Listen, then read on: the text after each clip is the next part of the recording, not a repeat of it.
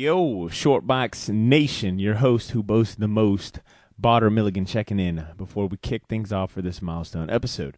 This is a unique one, and not just because it's episode 250, but also because it's the audio from our live podcast event from this past weekend. We teamed up with Robbie Knopf, host of the incredible horror movie review podcast Straight Chillin', for a collaborative live podcast centered around the 1982 horror anthology film classic Creepshow, which was later adapted to comic form by the legendary comic book artist Bernie Wrightson. If you're unfamiliar with that name, we did a spotlight episode on him back in episode 243, True Believers. So, whether you're a fan of George A. Romero, Stephen King, Bernie Wrightson, or EC Comics, this is going to be an awesome listen for you. I want to thank Ian and the Justice Pub staff for hosting us, as well as Ryan Paul Thompson and the GAM team for setting up, and of course my man DJ Crumbs for helping out. If you aren't subscribed to the Shortbox already, find us on your favorite podcast app and across social media by searching the Shortbox Podcast and hitting that subscribe and follow button. Lastly, our Patreon page is up, finally, for all of you wanting to support the show in exchange for bonus episodes and unreleased content. Click the links on our social media pages or go to patreon.com/theshortbox to see how you can get some extra goodies. We have a few Thanos and Creepshow t-shirts left over, so feel free to shoot us a message if you're interested in purchasing either one of those. Your support is always appreciated, Shortbox Nation. Thank you again immensely to everyone that came out for the show. Let's go ahead and start this episode now. Hello everyone, and welcome to Straight Chillin'. Each week we watch and review a horror film for your entertainment.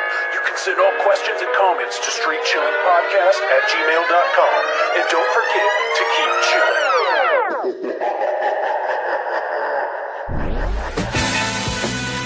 Ladies and gentlemen, I present to you the Shortbox. We want. Yeah, I forgot to press start. Record. So now we good. That's the kind of professionalism we bring. All right, word. I also want to thank the GAM team for showing up too. Round of applause for them. I want to thank DJ Crumbs for coming through. I want to thank Mark for coming through with the for the photography as well as Megan the Marvelous for the photography as well. For sure. And Tyler Lindsay too for coming through and setting up. So I want to go ahead and kick this thing off. Some of you guys might be asking, like, yo, where did this weird collaboration come from? I mean, I can kind of see it, but I mean, Creepshow of all choices, like, what's up with that? Look at this weird movie. movie. It's on right now for those that don't know. It's ridiculous. But don't pay attention to that. Oh, this scene was fucking wild too. Look at this. Anyways, Robbie, I'm trying to remember how we went about, like, I think it was as simple as me, like, yo, like my super, like, hyper ass was like, yo, Robbie, how cool would it be if we did, like, a collaborate? And you were like, yeah, sounds good. I was like, nah, I don't really have time. I'm not down. You were like, we're kind of like no a thanks. Quality podcast? Which is usually the excuse I give Robbie when he asks if I'm coming on the show. True. Very true.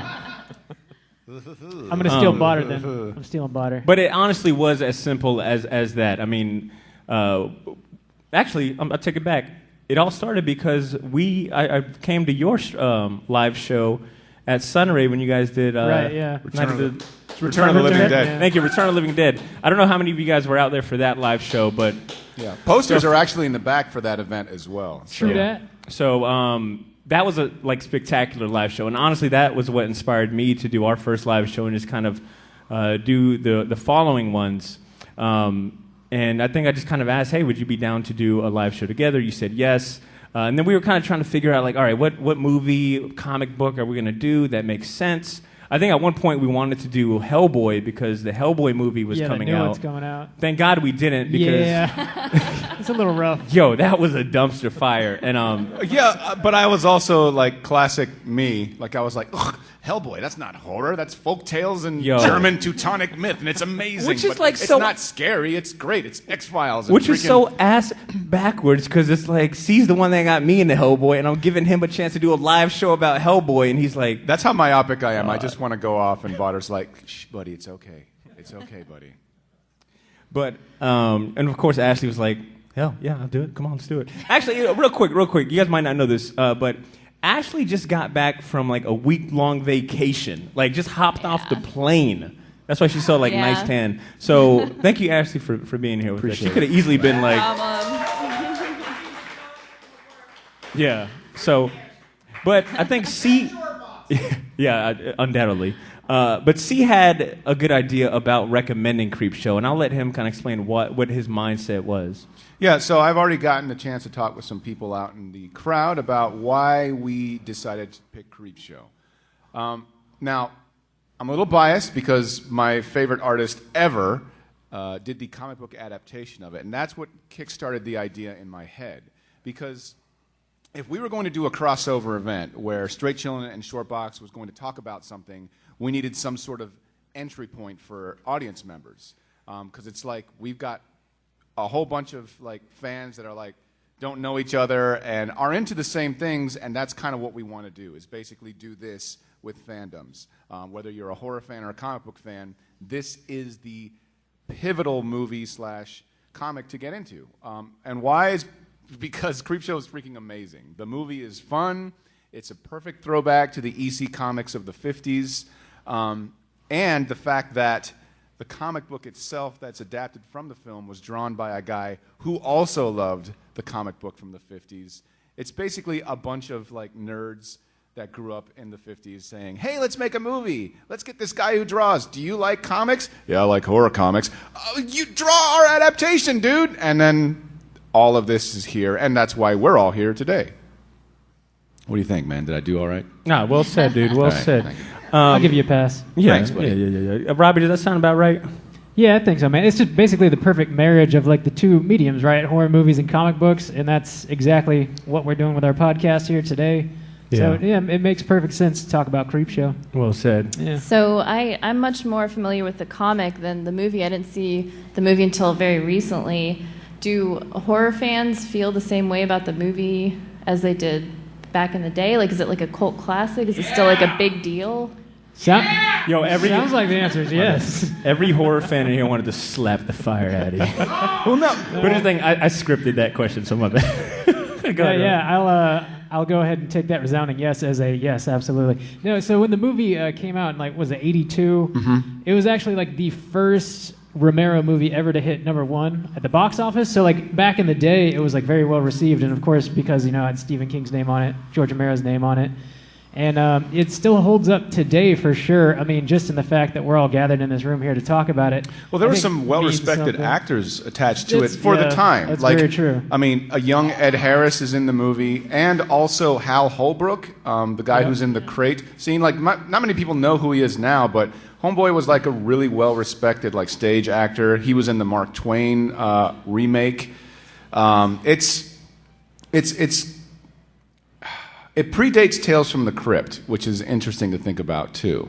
Yeah. Because like this movie came out as sort of like a love letter to all those anthology comics with things that are dripping and that have claws and teeth and whatnot. And then, based on the success of this movie, like the guys that created, Lethal Weapon, Back to the Future, all those producers decided, we should probably make a TV show about this sort of stuff because people seem to like it. It's nostalgia, all the kids that read under their covers, like with the flashlight, and their parents are like, "Oh, we're going to church tomorrow, so yeah, I'm reading my horror comics, Mom." So, yeah, and it's still popular today. Like the original, it holds up pretty well, and it also led to 2 sequels. The third one, which I've never seen, apparently it's awful and is really just. Oh, you need this? No, just the notes. My bad. Oh, this. Yeah, please. Gotcha. But the third one, apparently it's really just like a sequel in name itself and nothing else. And it's also led to a television show that's going to be coming out this fall on Shudder. Yeah, helmed by Greg Nicotero himself. So it's kind of a bummer that Romero's not with us anymore to actually see it come to fruition. R.I.P. Yeah. I was watching an interview with him today, actually, and he was talking about how much he wanted to go on to make more Creepshow movies and how you could be on like Creepshow 7, 8, and 9. It's really just a bottomless pit of stuff you could pull from to make these movies. And I'm glad to see that they're doing it with a TV show finally, So damn.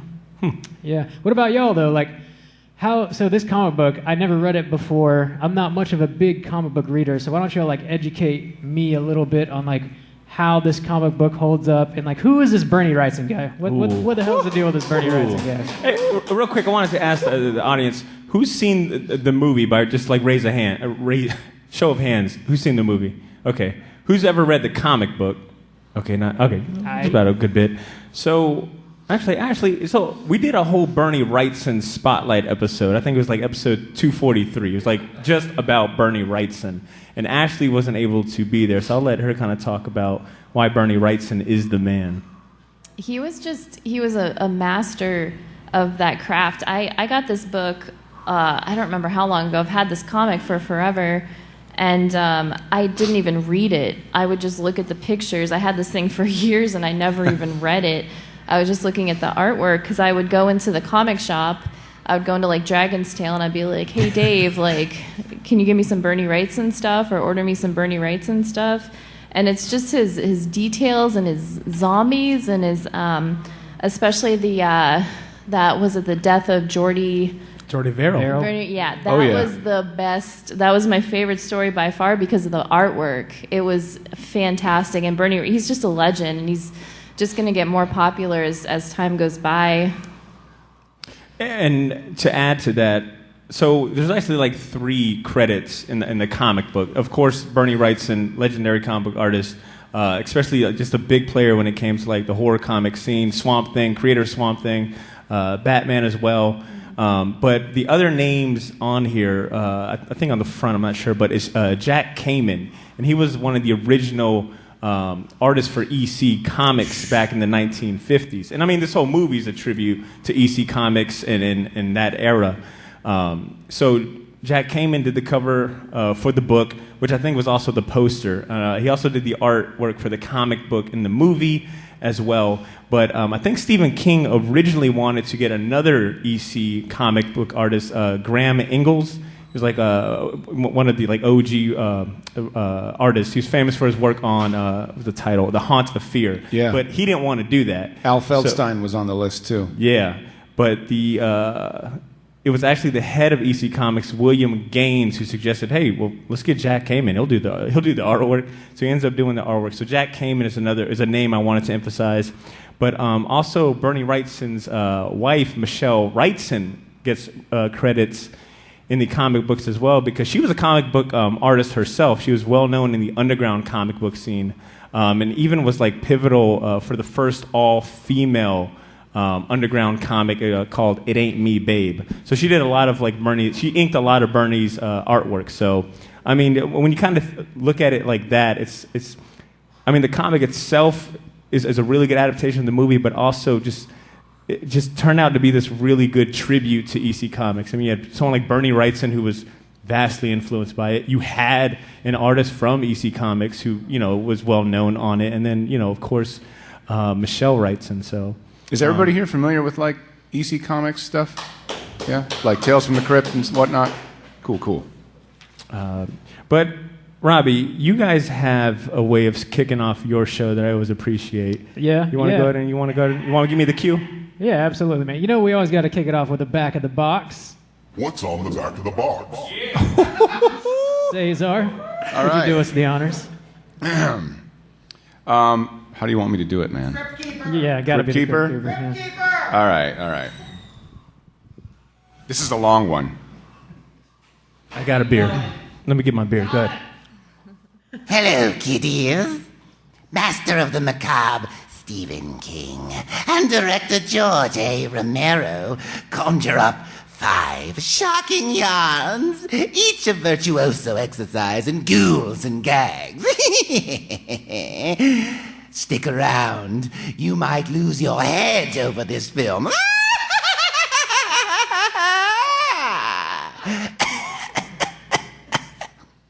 That does not get old. Thank you. Thank you. Well, you know what, Robbie?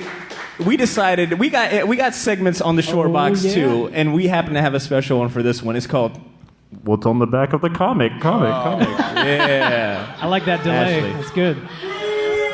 Hey, look, it's all I had. All right, we don't got.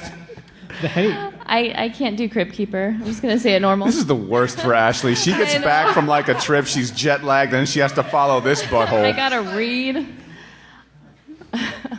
All right, Stephen King's Creepshow, based on the 1982 horror anthology and cult classic film directed by George A. Romero of Night of the Living Dead and Dawn of the Dead, and featuring stunning illustrations by the legendary Bernie Wrightson, and cover design by the amazing EC Comics artist Jack Kamen. A harrowing and darkly humorous tribute to the controversial and influential horror comics of the 1950s, Creepshow presents 5 sinister stories from the #1 New York Times bestselling author. Nice. Hell yeah. Yo, I'm gonna be straight up. I think that was a better reading than Cesar's, but I'm a little biased. So, like, what do you guys?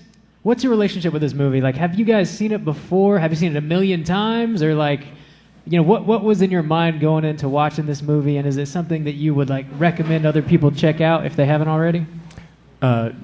So it was my first time reading the comic and the movie. I had heard about the comic, and just to be straight up, I thought it was like an original. I thought the comic was like Stephen King wrote it or something. And then, of course, it's vastly wrong. He did. Yeah. He did. This was Not my first yeah. time watching the movie too, and I think we'll talk more about our individual thoughts on it. But I had a great ass time. Like I was like, I had so many comments about some of the shit in this movie. Gonna turn you into a horror fan. Yes, it really. I've been trying for years, guys. Years. Yeah, this was a good intro. Like I really enjoyed it a lot. So much so that I was asking you guys about Creepshow 2, and I think both of you guys were like, "It's alright." Yo, it ain't bad.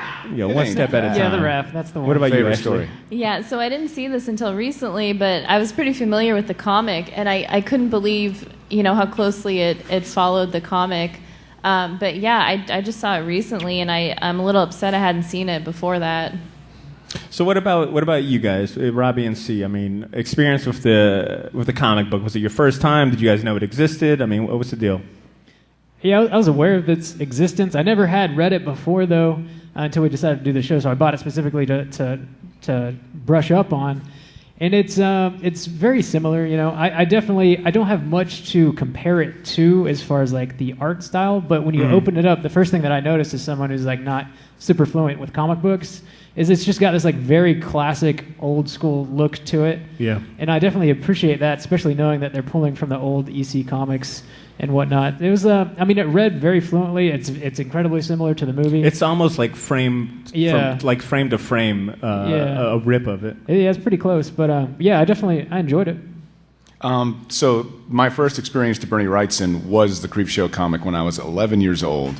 And wait, don't you guys call him Old Bish for a reason? Is that why? Yeah. We do. It's because Yeah, he's so me. young Yeah. and succulent. That's right. He's a supple young boy. Robbie, you ain't gotta terrible. lie. You ain't gotta lie to me. Like I podcast with him too. Like I get Oh, it. you're right. He's old. Yeah. Is this what it feels like, Botter, when all of us team up on you? Hey, look, I'm finally got some retribution. If Ed was here, I'd be straight shook. I'd be done. If Ed was here, he would. Oh when my Ed God. and Cesar team up on me, I cry off the mic. All right, cool. Go ahead, C. Well, that was like I said, the first experience I ever had with Bernie Wrightson was I was like 11, 12. My buddy, like my best friend's mom, had an entire library for Stephen King, and as a fan, she had the comic book adaptation. So I was completely sheltered and very naive, and I had never seen anything like that before. It gave me nightmares. I was scared, but it also made a huge impression on me and destroyed my little mind at the molecular level to where now I'm like, any and everything Bernie Wrightson I must have. So if you have kids, maybe don't let them read this stuff when they're young, because they get jacked up in the head when they're older. But after that, like, Bernie would show up, and for some reason, psychologically in my head, I'd be like, I like this guy's artwork, and I don't know why. And it was that first initial psychological scarring that Creepshow gave me, which I will always be grateful for. I can only changed. imagine if I had read this comic when I was Yo, this dude looks like he's 40, and he's supposed to be like a 26-year-old. Oh, dude, Sorry. that is one of the oldest. Sorry. What are they called? Teacher assistants. He's like one of Yeah. the oldest TAs I've ever seen. Like, yo, hurry up and graduate, all right? It's like Chris Farley and Tommy Boy. He's never leaving. But I can only imagine if I had read this book when I first started reading comics, the impression it would have had on me. It probably would have scared the shit out of me. Yeah. Only because I remember one of my first horror movies or even close to whatever the genre is, was Idle Hands, and I remember being freaked. The movie's great. And I love that Jessica Alba in it. Hold on. I love that Idle Hands is what Botter's like, guys. I know The Exorcist in the 70s was like bad, but have you seen Idle Hands? Yo, I just never was into horror movie, and we've mentioned this on the show plenty of times, but like my mom is the horror movie buff. Like because nothing's scarier than what she's seen in real life. Your mom is gangster. Yeah, like for her, it's like the scarier and more messed up, the better. And I just remember like I would run from one room to the other in the house because she'd have a scary movie on. And like I think my dad kind of didn't help me either. He'd be like, "Hurry, boy, run! Get out of here!" Your mom's looking at you like, "Botter, that's not scary. Not having a good education is scary." Yeah. Well, no, my mom would be like, "Pussy." But ooh, shit. It's okay. Oh, Ryan. Robbie, one thing I like about the Straight Chillin' crew, and the reason why I listen is that you guys give really good background and insight into the horror movies that you guys pick. It's like very well thought out reason why you guys picked that movie. And I wanted to ask, like, do you have any interesting background or trivia or topics about this movie that might help not only the audience but maybe even enhance like what I already think about it? Yeah, I can probably shed a little bit of light on that. So George Romero, just before making this movie, he made a movie called Martin, which God, Martin you Lawrence? love Martin. I used to love Martin. Yeah, it's probably a different Martin. Yo, Stephen King did a Martin it is Lawrence not episode. that Yo, if Stephen King did a Martin Lawrence episode, like imagine Stephen King doing the dance at the beginning of the Martin Lawrence show. It would be the Martin! best written Martin episode ever. It's Stephen. Gina. So Martin is starring Martin Lawrence, of course, and it's this really weird vampire movie from the late 70s. No, but it is actually a vampire movie, and on its release it went to Cannes, and it did like a gangbusters basically. So Stephen King got in touch with Romero after he made that and was like, I got this book called Salem's Lot. Would you maybe be interested in directing a movie on it? And he was absolutely interested. So they started talking, and that deal fell through. Salem's Lot ended up going to TV, and they made a mini-series out of it instead. And they still wanted to work together, though, so they were talking about some other things. And Romero actually had the idea of making an anthology series, but instead of just like multiple stories in one movie, he wanted each individual movie to be an installment in this anthology. And each movie was supposed to kind of follow the history of horror movies. So they're going to start like OG, like silent film, black and white, and then like kind of make one per decade or something. Oh, man. And Stephen King was like, "No, we're not going to do that. Let's go ahead. We both read EC Comics in the 50s, so let's go ahead and make an anthology movie based on that style." How did cocaine make him better? Like, I'm sure Stephen King was like, Wait, time out. I think That's the question, not going to happen. I think the question is why would cocaine not make him better? I mean, he was prolific. Not everything was great, but I'm glad he was like, Probably not a good idea, George. It's not going to work. But they decided to roll with that, and I think Romero had like a 3-picture deal, and that was the third one. So I mean, it was automatically funded, like no problem getting funding, especially when you've got Stephen King's name on it, Right. And King wrote the screenplay in like 60 days. Like they asked him, the producer asked him, was like, "How long do you need to write this?" And he was like, 60 days exactly. And on the 60th day, like bam, right there on his desk, there's the screenplay. Like, that's a professional, son. Like, calling your shots like Robbie, that. it felt like Robbie just dunked on me. He was like, "That's a professional son." Looking at you, Botter. You know what I mean? Tighten up. Ask you to pass me notes during a live podcast. How dare you? No, and then Tom Savini, they got him on board yeah. to do all the practical effects. If you're unfamiliar with Tom Savini, he's Tom Savini. He's the king. I mean, what kind of a man goes and fights for our country in Vietnam and sees all kinds of crazy, horrific things, and then decides, I'm going to put all that in movies. A genius. Special effects genius. Yeah. Yes, that's right. I don't know if you have to, but it did happen.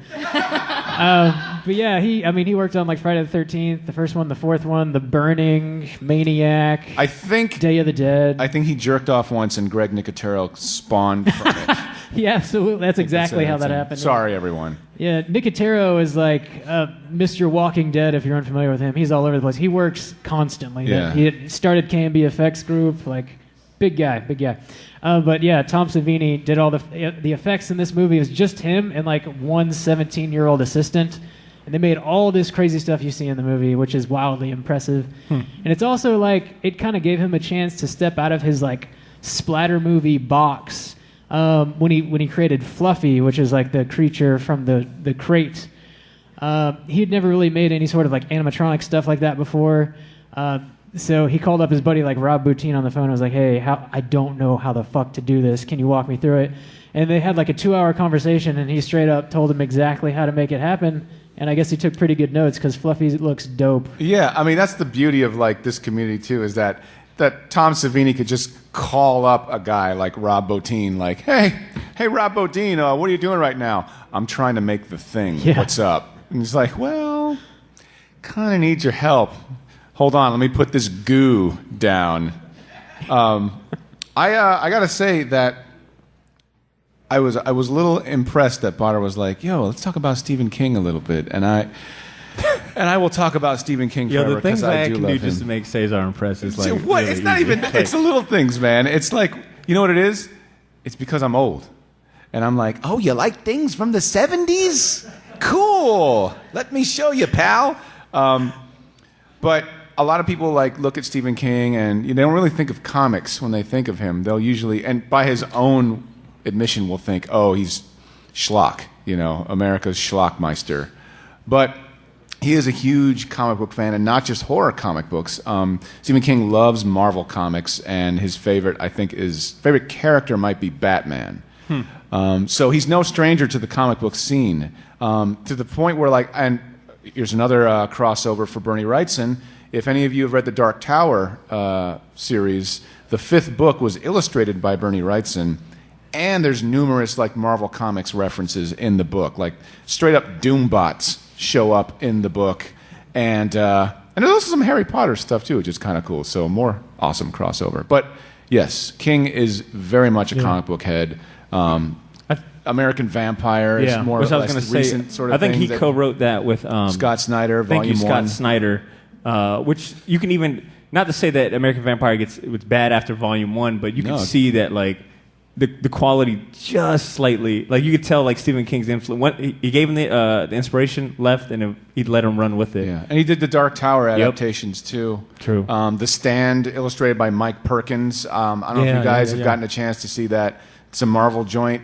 It's freaking amazing. Mike Perkins is a great artist too. Yeah, he is. Highly recommend, and a decent guy. He's usually on the con circuit. So yeah, Stephen King's they had one hell of a influence on comic books. For sure. It's really cool to see. You guys want to talk about the segments that kind of creep us out, or at least I guess creep me out? Yeah. So okay, wait. I gotta say that it's funny that, because I think Robbie and I are both pretty desensitized to the point where we're just a Stygian hole inside where our heart should be. That's about right. Yeah, it's about right. But this is still a good question to ask, because this movie does have some kind of of things in there. I kept texting C the whole time I was watching the movie, yo, what the hell just happened in this scene? And he's like, if you think that's fucked up, wait, see what? wait, why do I sound like that? Because that's what you sound like. Is that your voice when I text you? Yeah. For me, when you read it out loud, hey, you sound like a weird you sound like a skinny Venom. Hey, what's up, Butter? So Carnage? Yes. So when I was taking notes, this is a true botter. This is definitely embarrassing as shit, but love it. I did not know that these segments had official names. So when I was taking notes, I wrote them in, and of course my. I just wrote really funny, weird ass names for it. And then when we met to show prep, and you guys were calling the segments by real names, I was like, oh shit, which one is that one? For example, Father's Day, I wrote Zombie Cake Dad. That's better. That's a better name. The Lonesome Death I didn't know this. The Lonesome Death. This is adorable. The Lonesome Death of Jordy Verrill, I wrote Meteor Grass. And then I think eventually, I don't know, I think I caught off. Yeah. You gotta, dude. You gotta. I think for Something That Tied You Over, I wrote Under the Sea. Because nothing says Little Mermaid like Ted Danson's head. For the crate, I wrote Under the Stair, Monster, Hateful Bitch, Wife. Perfect. And then for They're Creeping on You, You wrote Jacksonville. You wrote Florida Life. Yeah, cockroaches. Florida Life. Yep. Yeah, I honestly, for that segment, They're Creeping on You, I was like, well, what's the big deal? Like, you ever live I know, in yeah. I was so like after living here for so long, I saw that last segment, and it's just like cockroaches. Yo, speaking of which, there she goes right there. Yo, that bitch. Yo, real quick, did anyone notice that she drove a whole car ride with Drunk a full glass, as fuck. drunk, but with a glass of milk that she carried from home, I think, into like the school. She put some whiskey in Yeah, it, she too. put. I don't come home from the bars. What kind of monster does that? Gross. I've never thought to myself, I'm wasted, just got home. I'm gonna go ahead and have me a glass of milk. Like what? Well, Ed and I will bust on you a little more then, so to get you to the point where you're drinking whiskey and milk. Yeah. But I'm gonna start off by saying I think the one true segment that like really creeped me out was The Lonesome Death of Jordy Verrill. And it's only because both in the comic book and in the movie, just the ending. It's because you got a heart, man. He was just so like pleading to have his life, like just to take his life. What did he say in the movie? I think he even says it in the comic book. Verrill Luck is spelled B-A-D. Yeah. And then he's like, God, let me have good luck just this once. Like takes his own life because he becomes like this weird meteor grass monster. I think the scariest part of that segment was Stephen King's acting, actually. Yes. Yo, okay. Damn, that really goes to... Do you guys just want to run through like the segments like in order or movie order? Yeah, sure. So Father's Day would be first. Yeah. That one, I didn't like the movie. Didn't really. I don't know. I was like, okay. Yeah, I was like, okay. Get this man some cake, please. I think adapted in the comic book was a little more scary. So this one didn't creep me out. Ashley, what about you? That's why there's no brown people in this movie, because the segments would be like 2 seconds long. You'd be like, all right, shit. dog, I got your cake, no problem. No, there ain't no brown people in this movie. You know why? Except the end. Yeah, that's true. Oh, well, yeah. And even he was like, ha. I think he knew he was the only brother in the whole movie, and he was like, I'm going to have some fun with this shit. I just didn't care about any of those characters in the first show, so it was kind of like funnier than horror when they were dying. I will say, who played Bedelia? Oh, no. I got that list somewhere.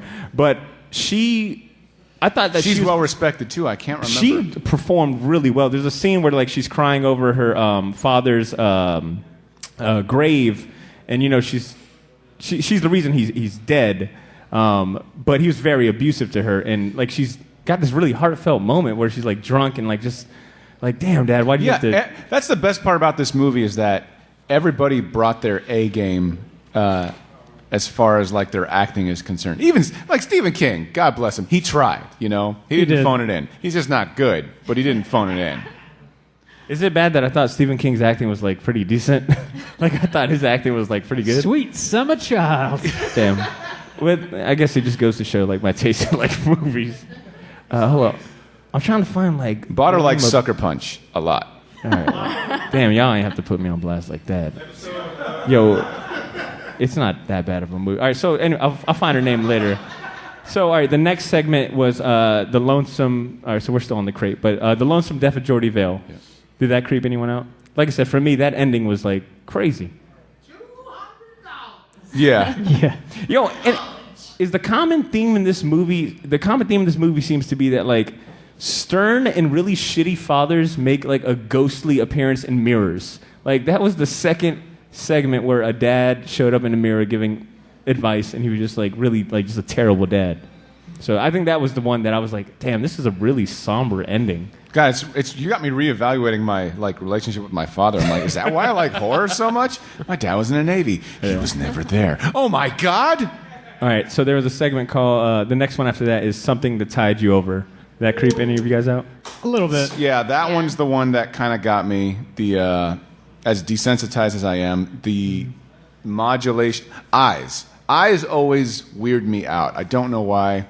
Like Ted Danson and I can't remember her name. Is it Galen Ross?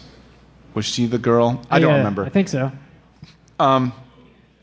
When they're crawling back up from the dead after they're like seaweed all over them and they're all swollen and just, I don't know, and their voices are all modulated, like it still creeps me out to this day where I'm just like, The very end where Leslie Nielsen is kind of backed up against the door and he's like laughing hysterically because he's so afraid. Yeah, that's jacked up, man. Apparently he just had a fart machine on him and was hitting it. And that's why him and the whole crew was actually laughing. Well, there it goes.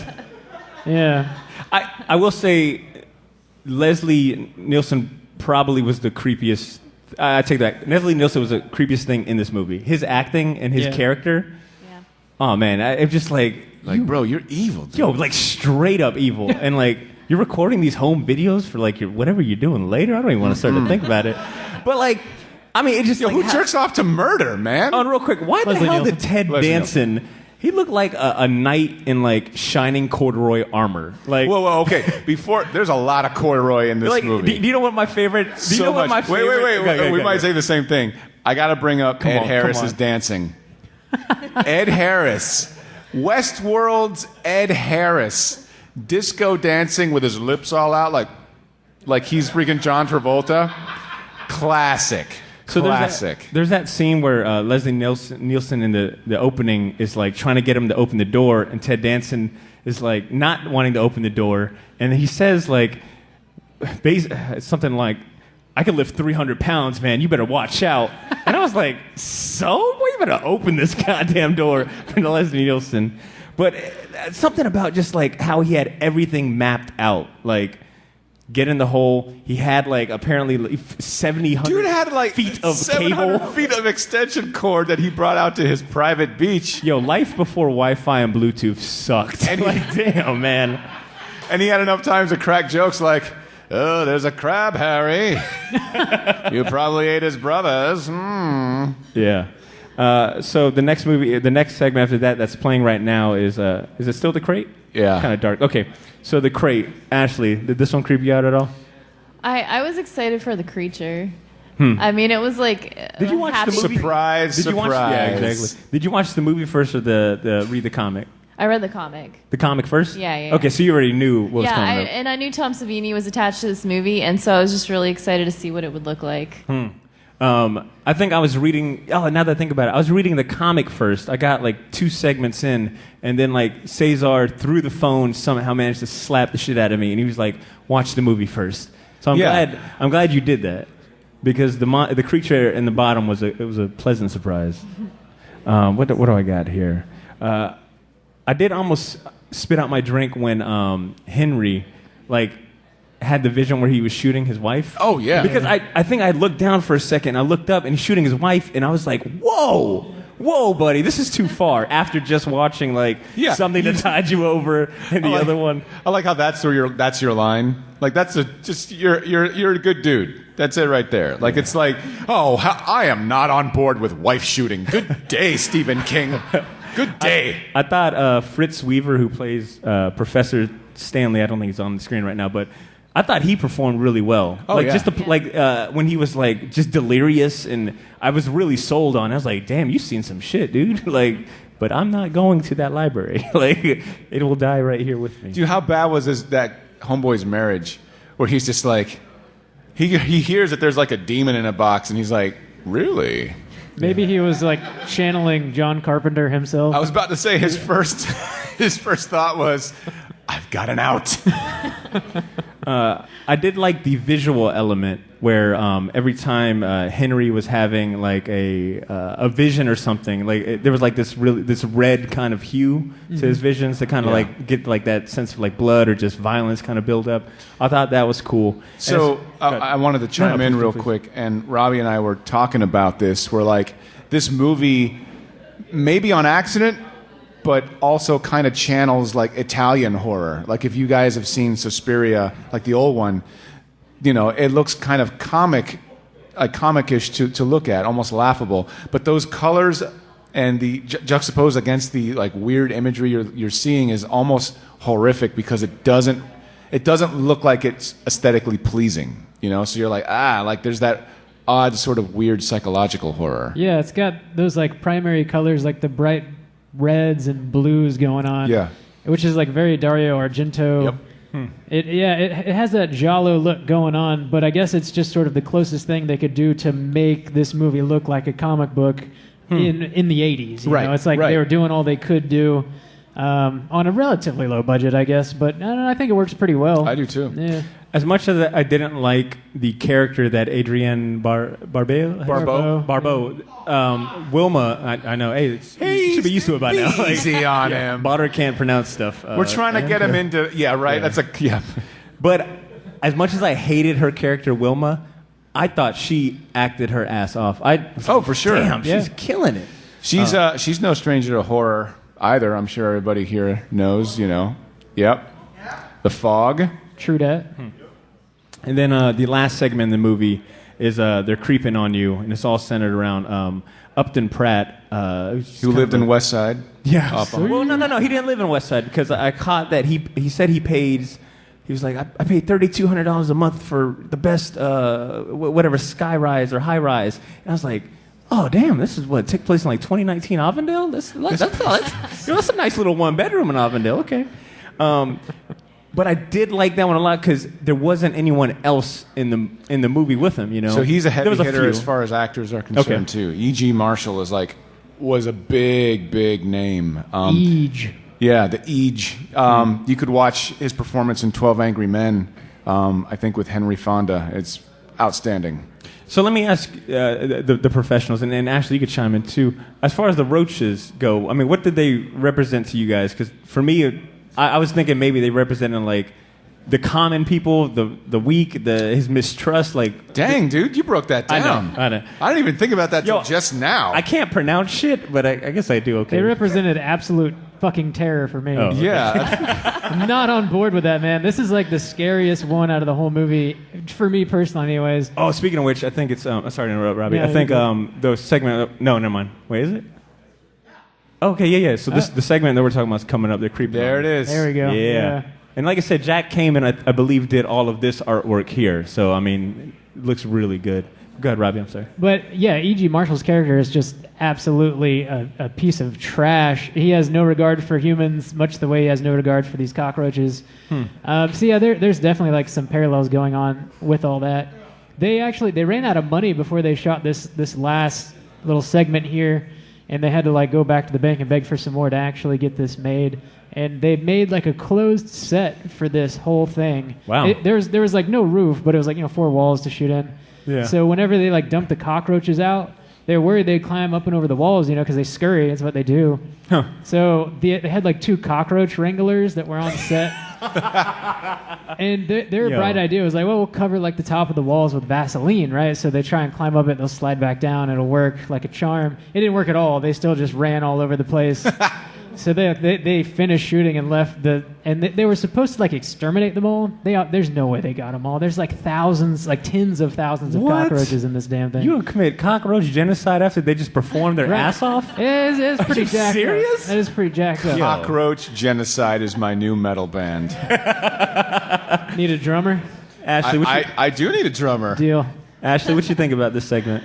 I like I think it was super creepy because I've seen like cockroach infestations, and the end of it where he's everything's moving, because in the comic I think the cockroaches just came out of his mouth. Yeah. And then in the movie I was like, oh, what are they doing? And they start like bursting out of his forehead and his chest. It was crazy. I think this was help me out. Was it in the comic or in the movie where towards the end, like, he sees like his bed moving and he thinks it's in this one too. Okay, that's in the movie. Word. That was fucking freaky as shit. Yeah. Only because I was like, oh damn, 8 years old me. My life. Flashback. Hashtag my life. Yeah. So I think we just went through the movie, but what I will say about this, after like watching, I had a good time watching it. I think even I was hitting up C like, yo, this was a really fun watch, and like I felt bad sometimes, even though a lot of it was centered on like really shitty people getting what they deserved in the end. That's pretty much the name of the game as far as EC Comics were concerned. Like, the trope that they use the most is the unfaithful wife or the unfaithful husband, and it's usually someone's getting their comeuppance, or the guy that got killed unjustly and now will come back as a drooling, dripping thing to get his revenge. It works so well that if it ain't broke, nobody fixed it. So, and when we were doing our prep and kind of talking about just kind of research gathering and all that, and we were kind of all sharing like different trivia, different like fun facts and things. Between this movie and just kind of diving into the research part of it, it made me really appreciate it was sort of like, I get it. I get why there's a genre, there's such a strong fandom when it comes to like horror fandom or fans. You guys, just from the horror fans I've met, you, Cesar, I mean even Ed, you guys seem to know all of these movies off the top of your head. You guys can give interesting facts, and I think that's what I'm trying to get at is the lore aspect of horror is appealing to me because there's so much to know about it. Not just watch the movie and you got an opinion, but it's like, did you know this in the background? Did you know this character was also in this movie? It seems like a cool, tight-knit community. I mean, it's the same thing with comics, Like, when you like what you like, you try to figure out who's behind it, and then you follow that person. So whether it's a writer or an artist, you're going in that direction because you like the stuff they make. But I think the difference is, with comic books, we become attached to the continuity really easily. So I feel like more comic fans are quick to anger or judgment. And every horror fan I've met, and I mean, I'm sure there's just exceptions, but you guys just seem to accept it was a crap movie, but damn, it was pretty good. It's never like they messed up. They made that character a black or a woman. Damn it, it's like or they messed up 10 years of continuity. They ruined everything. How could they make another Halloween? Yeah. So I mean, am I wrong? I mean, is there do horror fans get quick to anger like that? I mean, are there certain components that make you guys upset? You hit on a couple things. There's some sort of bone in a horror fan's body where you do want to watch almost everything, as much as you possibly can, really. The old stuff, the new stuff, the good stuff, the bad stuff. Sometimes the bad stuff is so hilarious that it becomes good. But yeah, True. There's definitely there's nerd rage across the board in anything, But I will say, just to speak on behalf of the horror community for a half second, they're genuinely the nicest, most caring, heartfelt people you're gonna meet, which is sort of counterintuitive, right? You watch these horrible, fucked up images, and you're oh, this is badass. You what's wrong with that person, right? It's you couldn't be more wrong, really. You couldn't be. So much love to all But of you. it almost seems like a badge of honor to I sat through that movie. It was crap, but it was almost so bad it was good, Because the entire genre started out as exploitation. So any horror movie in the business starts out as we're exploiting something, whether it's nudity, violence, gore, extreme language, something like that. We're going to exploit it. Now, where horror hounds such as ourselves, where the love comes from is the idea that how can a director who knows going in that the studio that's giving him money is hoping to exploit something can make something artistic out of it, right? And with horror, it's really hard to do because the studio's we need more boobs. What's the matter? Why aren't there more boobs in this? Or this is too gory. We can't do this. I'm this is a horror movie. What do you want? Yeah. So it's almost like following a sport where you've got your teams that you're all right, I'm attached to this guy because I like the movies he's making because he tends to do this, or he expresses his themes or message artistically, visually, writing like this. So you look at Creepshow and on the surface, Joe Q moviegoer will watch this and maybe they'll laugh, but they'll also be this is kind of a corny movie.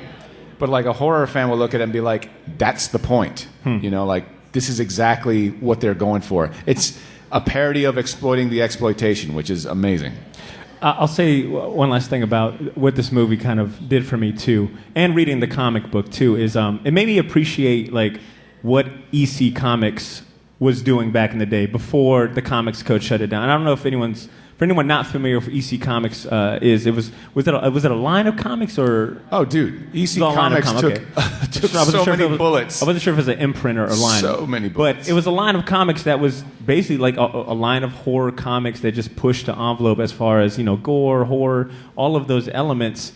And then the Comics Code came in because of so many parents not even parents, but the media blaming these comic books for, juvenile delinquency and just... Some psychologist had convinced the government that basically Dr. Frederick Wortham convinced the government that gang violence and drugs all of it was all a result... Imagine this. All a result of comic books. I believe it. Yeah. There's people getting killed in gangs, and it's like, you know what it is? It's that Superman character, Like, what? By the way, Batman's a homosexual. Not only convinced, but even wrote a big ass dissertation on it. I don't know if it was a book, but it was like a pamphlet. He wrote a book, Seduction of the Innocent.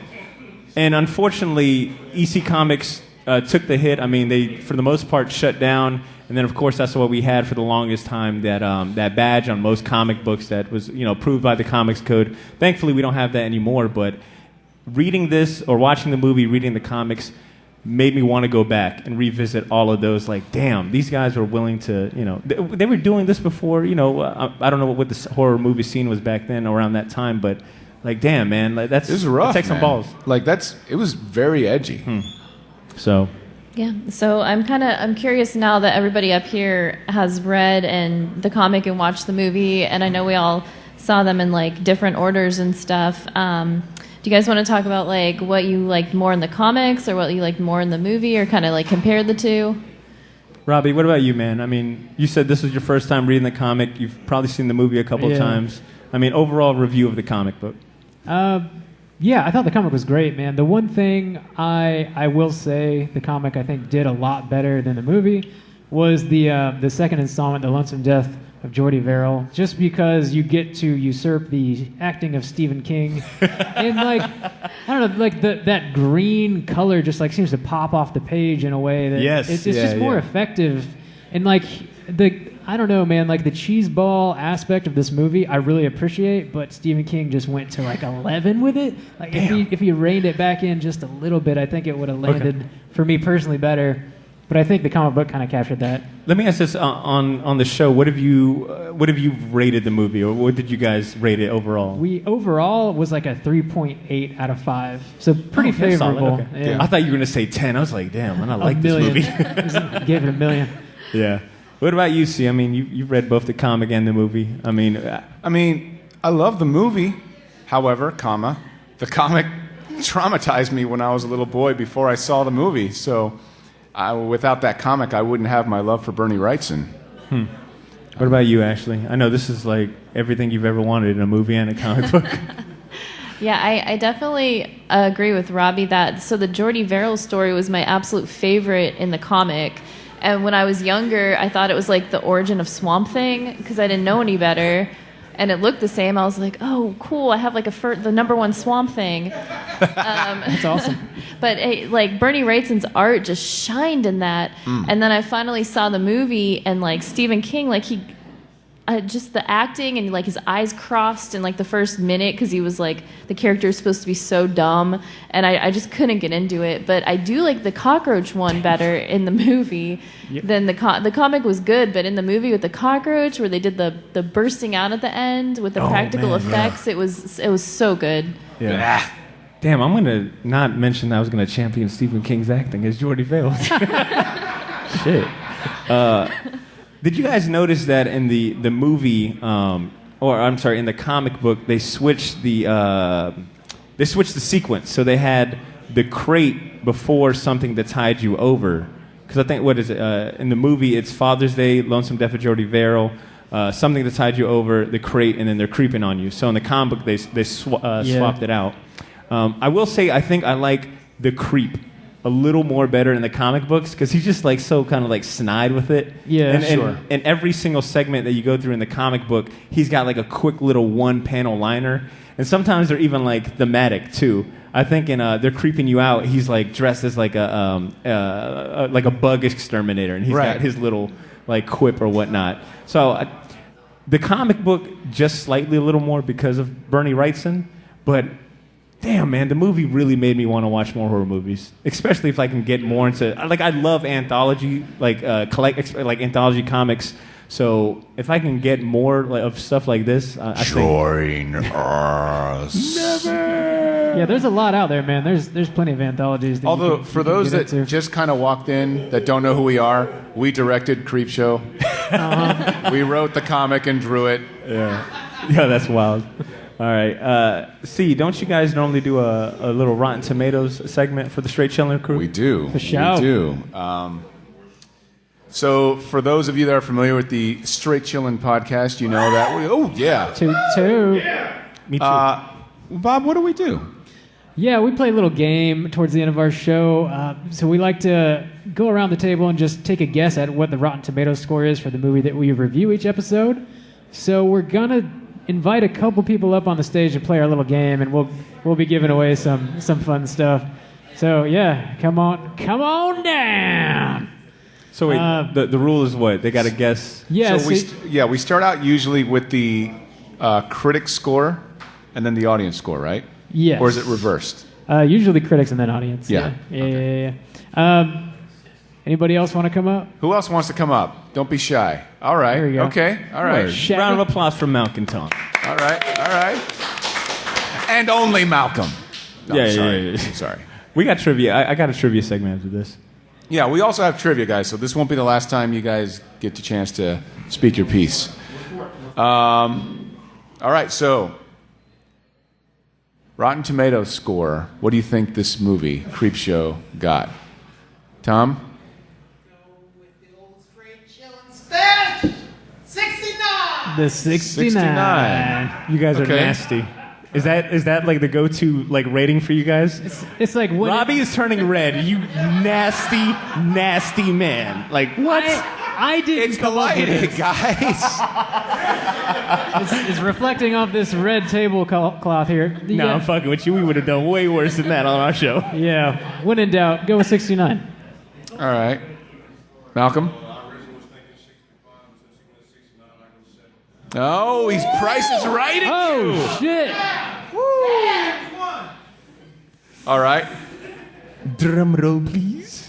Actual retail value is, drum roll, 71. Yeah! Oh, shit. Tell him what he won. Choose poster? Yeah, poster. All right. Malcolm, you get a poster.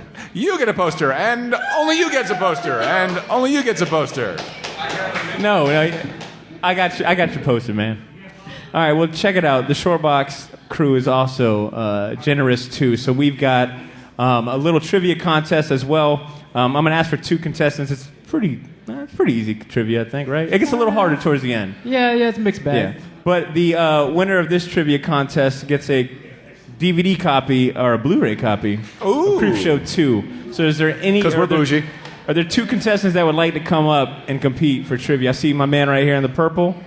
Ooh, Crumbs, you want to come up? All right, come on, Crumbs. All right, word. Come on Okay. up. Give her a round of applause for that, folks. Yeah, right there. It's fine. All right, word. Let me... All right. Whoa, what's going on? Yeah, Ashley, your favorite part? There it is. Oh, damn.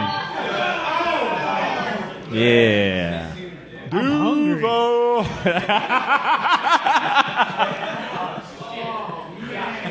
Damn, what's that shit? Okay. I remember the Creepshow segment called Jacksonville.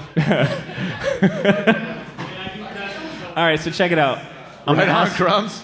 I've got 8 questions. Best of 8. Do you want to have them Huh? over there? You want Is them there over here? room? Where do you want them? Yeah. Well, if you guys wouldn't mind standing by that microphone, I don't know if it's on or not. Nah, it's not on. All right, well then, Yeah.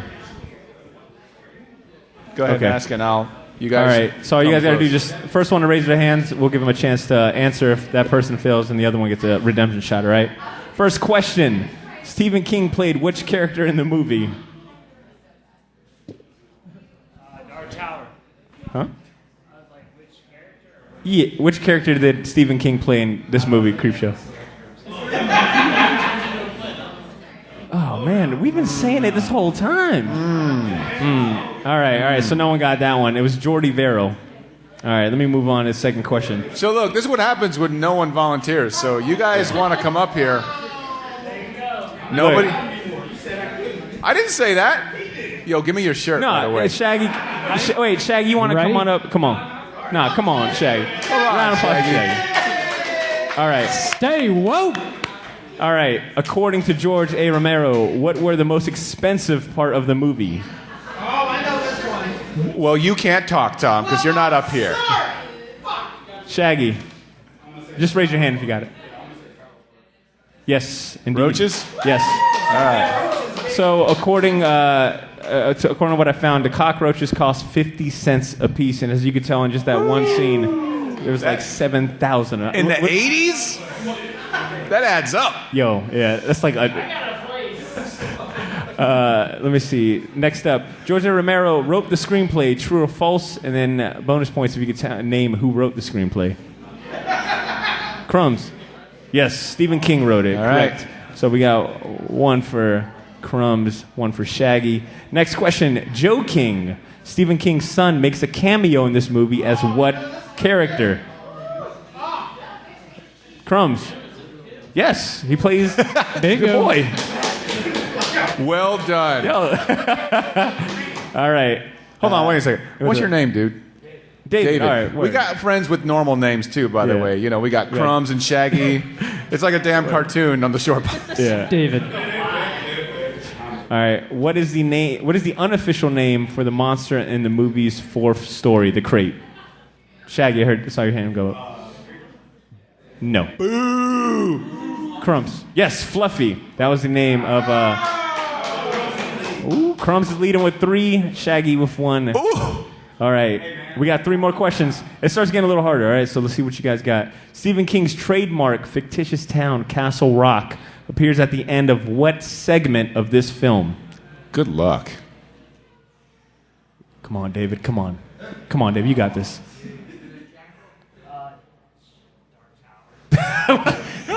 That was your answer the second time in a row.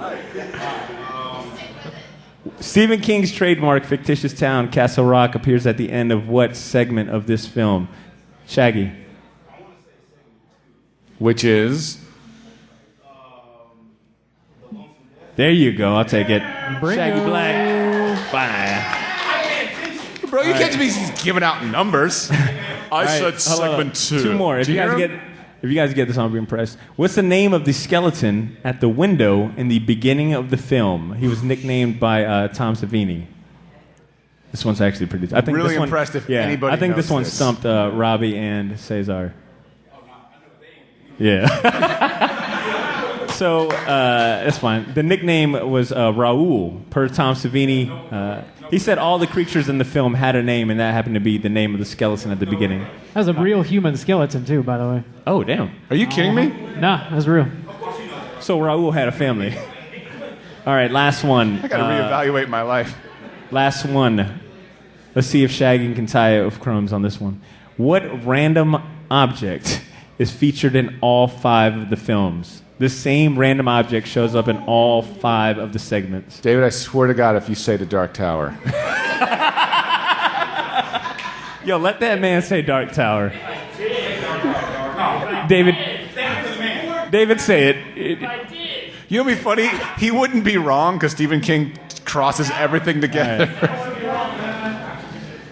Does anyone in the crowd know? I'll let anyone else. Who knows what's the thing? The comic. Eric Slater. Yo, what up, Slater? yes, Damn! the marble ashtray. Well, look, yeah, Crumbs wins. Yo, shout out to DJ Crumbs. There you go, brother. Pass that down. All right, folks, that is the end of our show, man. I want to thank everyone. Thanks, guys. That came out. Thanks for coming out, nerds. Yeah. So once again, man, shout outs to Gam for helping set up the consoles. DJ Crumbs for helping set up the consoles. Shout outs to Justice Pub for letting us do a live show here. And as always, thank you guys so much We appreciate y'all. attending and showing out and giving support. Robbie, Cesar, any last minute plugs? Or I just want to say we got a bunch of merch in the back. If you guys want to support our ministry, please jump back there and throw money at us. We won't be offended. Both straight chillin' swag and shortbot swag. So. Yes, we accept love offerings. I'm trying to get enough money to actually get an exterminator in my house. It looks like they're creeping on you. Robbie, in case there's anyone here that's never heard of the Straight Chillin' podcast, where can they find you? Yeah, we are the Straight Chillin' Crew. We're pretty much everywhere you find podcasts. We're on Facebook. We've got a website, straightchillingpodcast.com. If you just search Straight Chilling Podcast anywhere, you're pretty much going to find us. We're on iTunes. We're on Spotify. Everywhere. Check us out if you haven't already. Word. Ashley, any last minute? You want to plug anything? You want to say anything? Oh, wait. Ashley and I designed the shirt, by the way, and the posters. Well done. So, well done. If you look, it's both of us trying to make fun of Potter. So, Cesar and Ashley drew me like I was possessed by one of those cockroaches. Look, when Cesar sent me the draft of the poster, I mean, he was excited. He was like, "Yo, me and Ashley knocked it." I mean, he was building it up. He was like, "Yo, you wait till you see this poster." And it was like the next week he'd be like, "Hey, we're doing some finishing touches. Yo, Ashley's got to add. Yo, we want to add just one or two more things." And then eventually the poster, he sent me the poster, and I saw me, and I was like, "Hey, No, I don't want to hear it. In your mind, I sound like a freaking child molester. Whenever he reads text, I sound like that. Well, fine. No. You look like a weirdo on the poster. No, I was like, yo, you and Ashley look really good, man. Yo, y'all look really good. Y'all look normal. I gave myself googly eyes and a fat chin. No, it's a fantastic poster, man. So if you guys want to get, I think that'll be limited too. So Ashley, do you want to plug anything or say anything to the fans? No, just I'm on the short box, and I'm just really happy with how many people came out. Thank you guys so much for coming out. It's such a good. Yeah, I have a comic that came out through Image that I colored called Little Girls. It's at your local comic shop. Yo. Hell yeah. And this is this is usually the part where Cesar's like, okay, that's the end of the show. And then I can't ever say, no, thanks, man. You're on your own, buddy.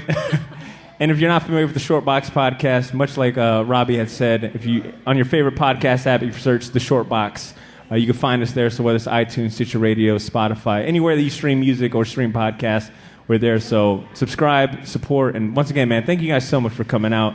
These are fun for us to do, and hopefully they're fun for you guys. Thanks, guys. Y'all have a good night.